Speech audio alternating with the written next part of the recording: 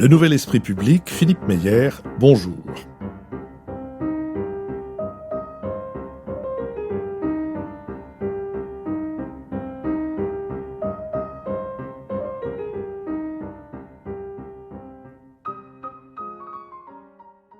Bonjour, merci de nous avoir rejoints pour ce bada de la série Si c'est pour la culture, on a déjà donné, qui est la deuxième conversation que je vais avoir avec Nicolas Lormeau, sociétaire de la Comédie Française. Nicolas Lormeau, bonjour. Bonjour. Nous avons parlé des années de lycée où vous avez découvert le théâtre en le pratiquant et en y allant, avec professeurs et proviseurs très favorables à cette ouverture d'esprit et d'activité des élèves.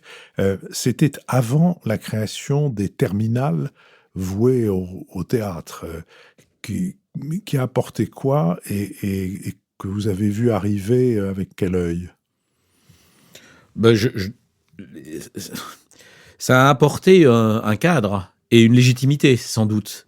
Une façon d'affirmer que oui, l'activité du jeu dramatique. Je dis jouer, le fait de jouer le théâtre, de faire du théâtre. On dit faire du théâtre, ça ne veut pas dire grand-chose, parce que le théâtre désigne plutôt la représentation de théâtre. L'art dramatique est la pratique du jeu de théâtre. Alors moi, j'aime plutôt appeler ça atelier de jeu, ou atelier d'art dramatique, plutôt qu'atelier de théâtre, parce que le résultat, finalement, de mon point de vue, la représentation importe peu, même si pour les élèves, évidemment, c'est l'aboutissement des fois d'un travail. Bon, ben voilà, c'est là qu'on joue quand même, faut pas rigoler. Et donc, le cadre apporté dans les années... sans doute, je sais pas, je suis pas assez savant, mais ça a commencé dans les années 1990. Je crois que le premier bac option théâtre A3, puisque c'était pour la section littéraire, la section A à l'époque s'appelait, et puis donc ça avait ces bacs art, notamment le bac théâtre. Je crois que les premiers élèves qui passent ce bac théâtre, c'était en 1990 ou 1991. Et ça a apporté un cadre, une méthode. Ça a créé officiellement un enseignement bicéphale très passionnant, à savoir que théoriquement, dans chaque séance d'atelier de ces options dites lourdes ou légères, c'est une question juste d'heure et de coefficient au bac, il y a toujours normalement un enseignant professionnel, un professeur payé par l'éducation nationale, qui n'est pas forcément d'ailleurs un professeur de français, ce qu'on ignore. La plupart des professeurs qui s'occupent des options théâtre au lycée sont des professeurs de français, mais j'ai rencontré des professeurs d'histoire, des professeurs de langue, des professeurs de maths, qui sont formidables d'ailleurs dans l'encadrement de ces options théâtre. Et puis un professionnel, un artiste qui doit intervenir en fonctionnement, en partenariat, on appelle ça le partenariat. Et donc ces deux professionnels, un de l'éducation, j'ai envie de dire, et l'autre de l'art dramatique, ensemble travaillent pour apporter aux élèves des connaissances et des pratiques de jeu, et aussi des connaissances, pourquoi pas, de théorie, d'histoire du théâtre et de spectateurs. Et donc, je pense que l'idée du législateur, l'idée des ministres de l'éducation et de la culture qui inventent ces options sont une façon tout en légitimant ce qui existait déjà, mais qui a dû sans doute les fragiliser aussi à un moment donné, puisque ces gens, justement, on parlait des clubs qui existaient, ont vu débarquer des artistes parachutés de toutes pièces en leur disant maintenant c'est comme ça qu'il faut faire, alors que eux faisaient peut-être d'instinct et sans doute peut-être mieux et depuis longtemps. Donc ça, à un moment donné, ça a pu même fragiliser ce qui existait déjà. Mais en ouvrant et en multipliant le nombre d'ateliers, ça a permis de dire oui, la pratique de l'art dramatique, la découverte d'être spectateur au théâtre est un plus, est un outil qui peut permettre à ces jeunes gens de grandir, de s'épanouir, d'ouvrir les yeux, de choisir plus leur voie, de rencontrer la littérature autrement, de rencontrer l'art autrement, et de bref, tous les bienfaits auxquels moi je crois beaucoup, qui sont attachés à la pratique du jeu de théâtre lorsqu'on est adolescent et à la découverte du fait d'être spectateur de théâtre. Donc voilà, l'idée, ça a été d'ouvrir et de légiférer. Alors moi j'ai vu, j'étais à ce moment-là, j'étais donc au théâtre de Sartrouville après une année passée géniale, de passer comme metteur en scène au moment de l'ouverture de ce centre dramatique national pour l'enfance et la jeunesse qui s'appelle plus d'ailleurs, je crois, parce que le théâtre de Sartrouville est devenu CDN et donc ça englobait Centre Dramatique National, qui s'appelait EIOCA à l'époque, où j'ai participé à l'ouverture, la première saison de ce EIOCA, de ce CDNEJ, et le théâtre de Sartrouville à ce moment-là, alors qu'il travaillait lui déjà depuis longtemps avec les enseignants, les lycées de Sartrouville, les collèges de Sartrouville, a décidé appuyé autour de professeurs qui étaient des grands relais, qui sont certaines, je pense à André Epp, qui nous écoute peut-être, hein, qui est maintenant à la retraite, mais qui est une spectatrice fervente encore de théâtre et qui était très active, d'ouvrir et de démarrer ces options, d'abord légères et ensuite lourdes.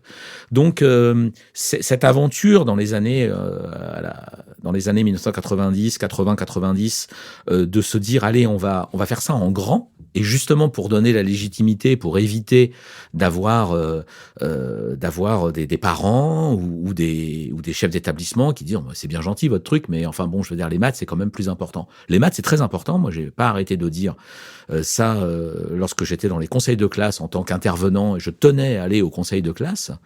Mais ça nous a permis on a récupéré un nombre de jeunes incalculable.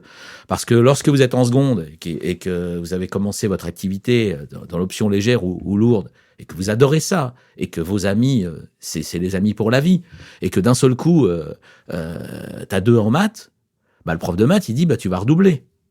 Mais redoubler, ça veut dire quitter ces amis-là, ça veut dire quitter ce groupe-là de théâtre, et ça c'est impossible. Et donc, bah, moi je leur disais très bien aux élèves, je leur dis, bah, le seul moyen c'est d'essayer. 2, franchement, t'es quand même pas doué.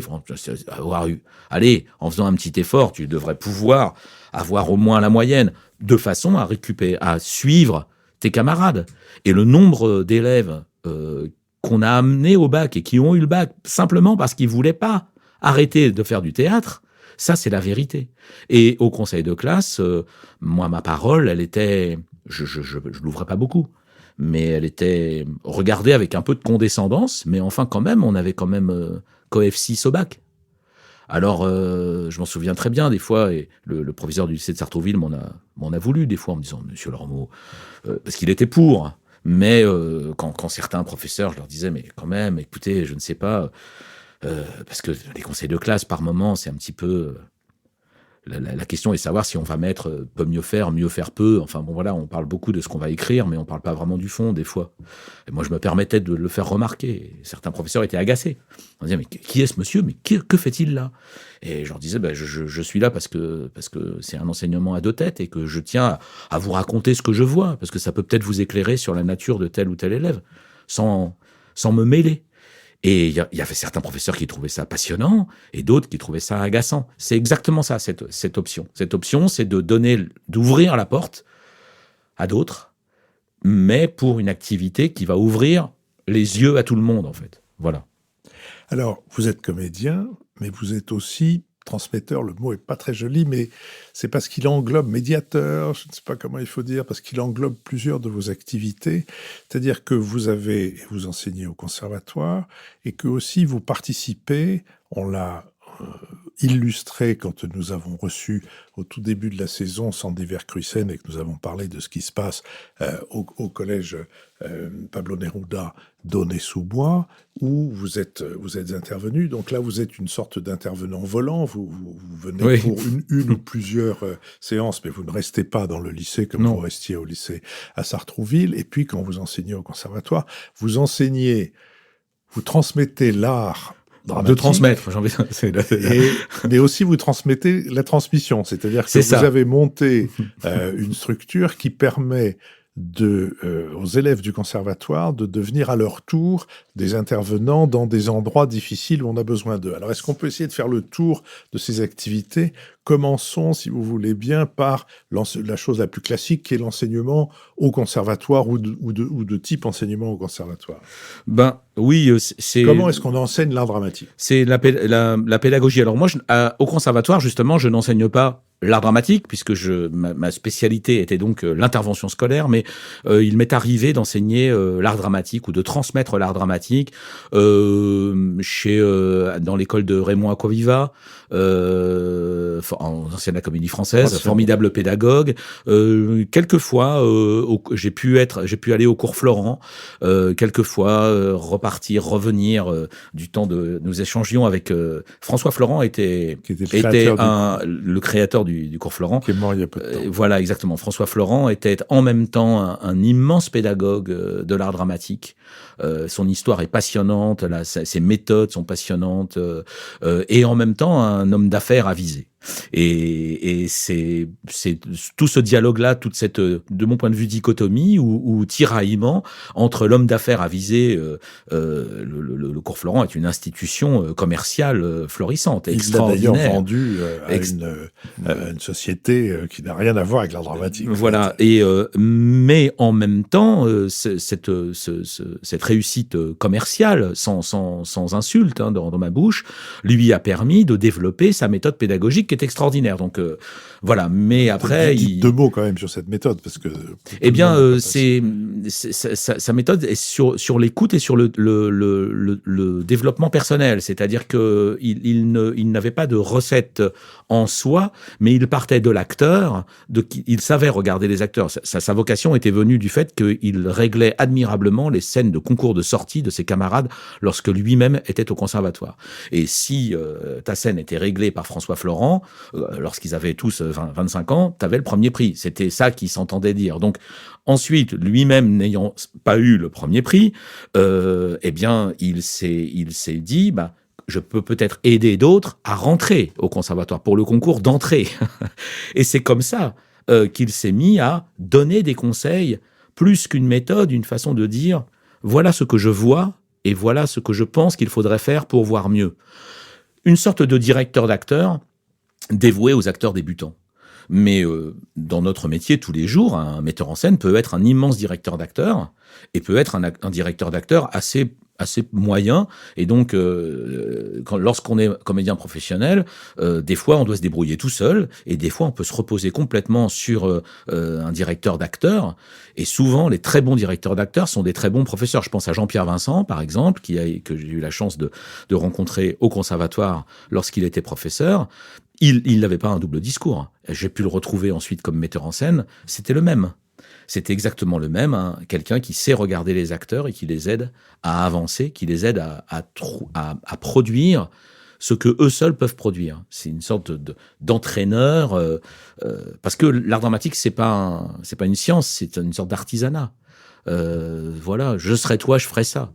C'est ça la transmission de l'art dramatique. On regarde, on se laisse faire. Et il faut pouvoir voir ce qui va pouvoir à ce moment-là aider l'acteur à être meilleur, à aller plus loin. C'est ce que j'essaye de faire moi quand je suis professeur d'art dramatique. J'essaye d'être comme quand je suis metteur en scène, avoir les yeux ouverts et dire où est-ce qu'on veut aller déjà. C'est de comprendre où est-ce qu'on veut aller, parce que si on veut gravir un col de montagne à vélo l'été, on prendra un type de vélo, mais si on veut aller se promener dans la même montagne mais sur les chemins, on va pas prendre le même vélo. Ça dépend du but, en fait. Ça veut rien dire faire du vélo. Ça dépend de ce qu'on veut faire. Si on veut chercher le pain, on va pas prendre un vélo de course. C'est pas commode, ça fait mal aux fesses et on est trop en avant. Donc c'est ça un petit peu, c'est pouvoir orienter, diriger, ouvrir les voies. Et reconnaître, moi ce que j'adore, c'est quand d'abord je peux rencontrer des élèves qui instantanément font des choses que je sais que je n'y arriverai jamais à faire. J'adore ça. J'adore découvrir des talents, des choses, de dire ça, mais là il fait ça comme ça, mais ça c'est très très bien ça. Ça lui appartient voilà, découvrir la voie particulière, de dire, voilà, c'est ton chemin, parce que sinon on n'est pas un artiste. Si on est 12 à faire exactement la même chose, c'est pas ça être un artiste. Donc voilà, c'est ça, être professeur d'art dramatique, c'est avoir un petit peu de recul, pouvoir dire, parce qu'on invente toujours la roue, hein, tout a été fait, pouvoir dire, avoir un petit peu de culture, donc des fois pouvoir dire à des jeunes gens qui ils pensent avoir l'idée de la mort qui tue, que personne n'a jamais pensé, de lui simplement lui faire remarquer que ça, Jean Vilar le faisait déjà. Qui est Jean Vilar, comme ça, au passage, ça permet de parler un petit peu d'histoire, ça, pourquoi pas, et puis de faire remarquer que tout ça est un éternel recommencement, une roue qui avance doucement, je te donne la main, tu me donnes la main, je t'aide, et on se retrouvera un jour sur des projets. C'est ça la beauté de l'enseignement de l'art dramatique. C'est un artisanat, en fait. C'est un compagnonnage. Je pense que c'est construit, ça devrait être construit un petit peu comme c'est ça, comme le compagnonnage. Et la difficulté, par exemple, c'est que certains professeurs se sont spécialisés à l'extrême et malheureusement pour eux, ou heureusement, je ne sais pas, mais ne sont plus que professeurs.